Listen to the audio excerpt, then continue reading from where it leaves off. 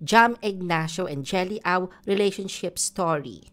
Usap-usapan ngayon sa publiko ang kontrobersyal na relasyon nina Jam Ignacio at DJ Jelly Au. Si Jam Ignacio ay nakilala bilang dating karelasyon ni Carla Estrada, habang si Jelly Au naman ay isang kilalang DJ at social media personality.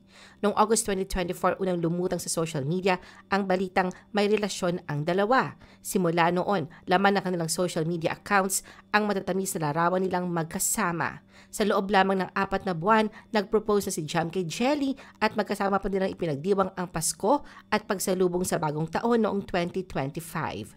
Subalit itong February 12, 2025, ginulat ni Jelly ang publiko nang ibinunyag niya ang umano'y pananakit sa kanya ng fiancé niyang si Jam. Ayon sa mga kaibigan ni Jelly, nagsimula umano sa simpleng tampuhan ang kanilang pagtatalo na may kinalaman sa isang kaibigan. Bagamat hindi dinetalye ang buong pangyayari, nauwi raw ito sa mainitang sagutan hanggang sa nagdilim ang paningin ni Jam na nooy nakainom umano.